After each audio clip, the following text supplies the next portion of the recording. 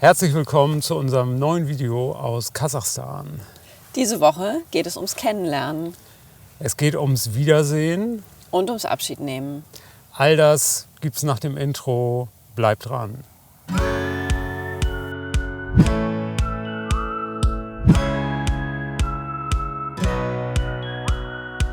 Wir sind Petra und Christoph aus Hamburg. Ein Jahr verbringen wir auf kleinstem Raum mit größtmöglicher Freiheit in unserem Pössl-Kastenwagen. Unser Weg führt uns über den Balkan, durch den Kaukasus und die zentralasiatischen Staaten entlang der Seidenstraße. Auf dieser Midlife-Reise füllen wir weiße Flecken auf unserer persönlichen Landkarte. Filling White Spots eben.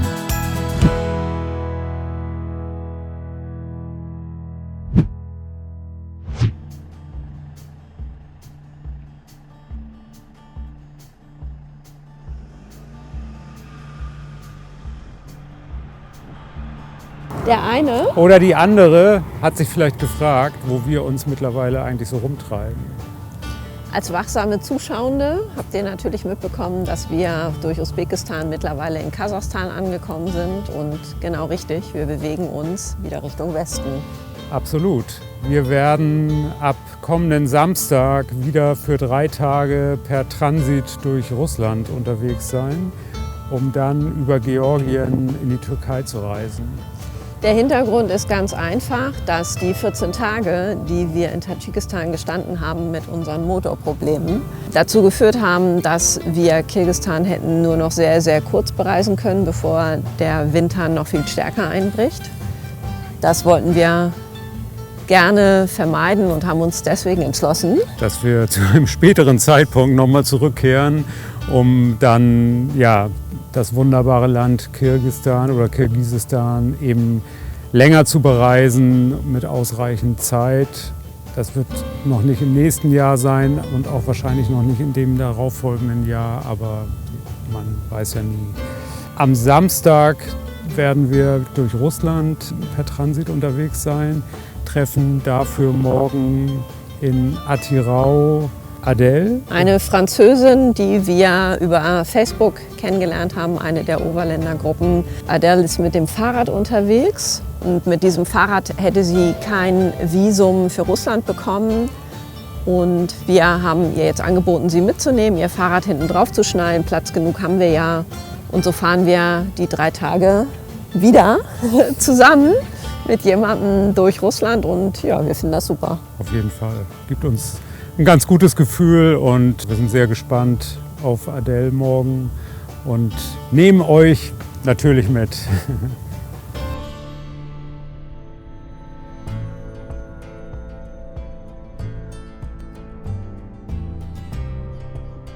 Vor uns liegen 2430 Kilometer bis zur russischen Grenze. Die Steppe Kasachstans kennen wir. Neu ist für uns, sie im norddeutschen Nebel zu erleben. Guten Morgen, out of the middle of nowhere in Kasachstan. Wir haben gestern mal wieder eine neue Episode erlebt aus der Kategorie Lerne dein Fahrzeug kennen. Und zwar sind wir auf so einer Landstraße unterwegs, die etwas herausfordernd ist, um es mal freundlich auszudrücken. Das heißt, es gibt krasse Schlaglöcher und in eins dieser Schlaglöcher sind wir relativ schnell oder mit relativ hoher Geschwindigkeit reingekracht. Und daraufhin kam sofort eine Meldung vom Bordsystem, Kraftstoffzufuhr unterbrochen. Die Warnblinkanlage ging an, die konnten wir auch nicht mehr ausschalten.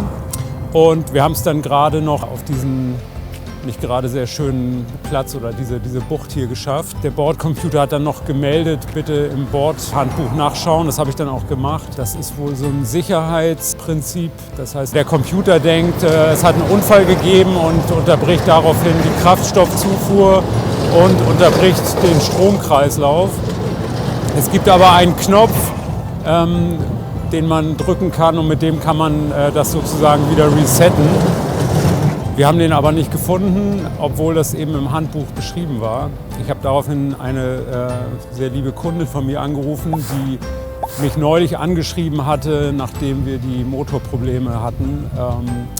Und sie hatte mir dann erzählt, ein Freund von ihr wäre Zitrönenhändler und den könnten wir anrufen, wenn wir Probleme haben und nicht weiterkommen.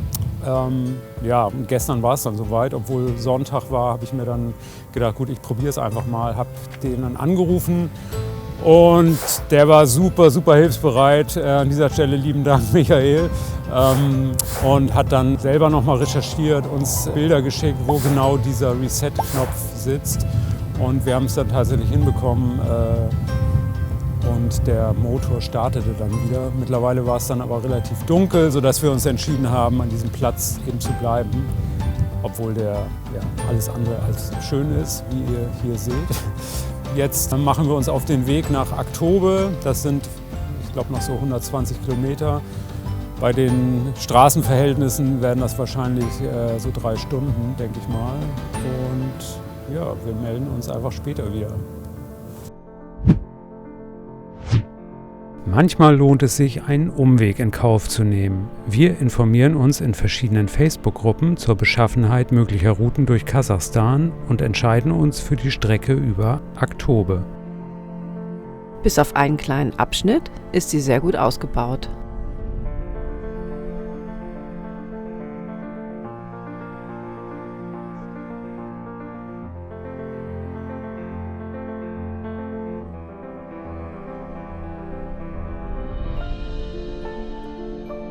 In Aktobe selbst machen wir nur Halt, um einzukaufen und zu übernachten. Am nächsten Morgen ist der November-Blues wie weggeblasen und wir freuen uns, wieder blauen Himmel und die Sonne zu sehen.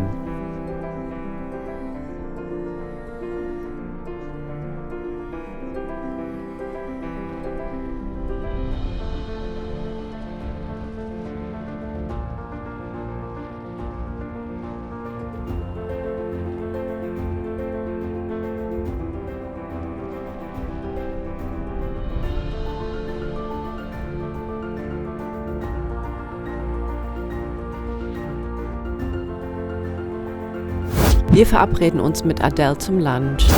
Bei unserem ersten Gespräch stellen wir fest, dass einige ihrer Reisebekanntschaften auch unsere sind. Am Ende ist Zentralasien dann doch ein Dorf.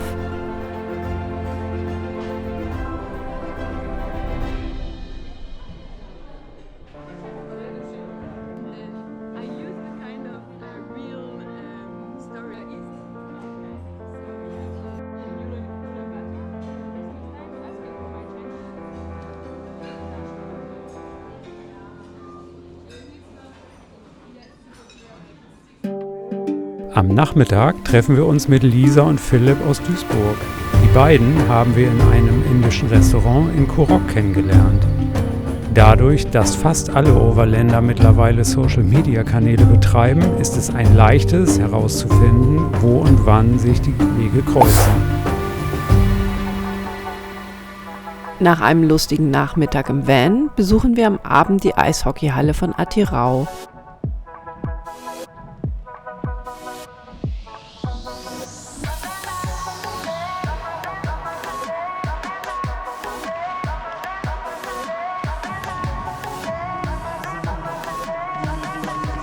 In der ersten kasachischen Liga trifft Atirau auf Rudny.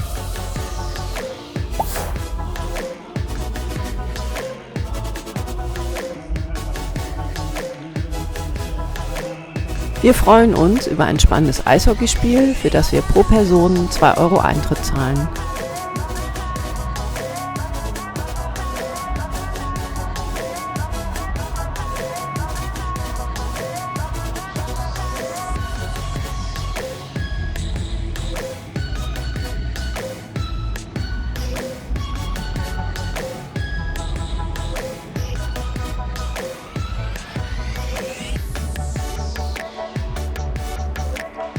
Die Stimmung in der fast ausverkauften Halle ist super.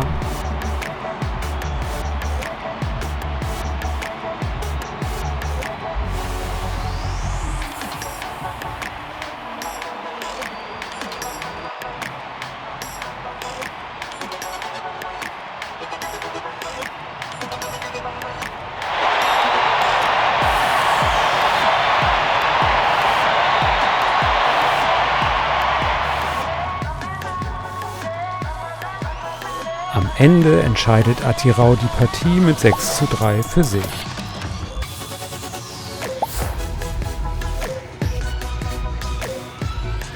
Für die Nacht bleiben wir gleich an der Eishalle stehen und freuen uns über einen wunderschönen Sonnenaufgang.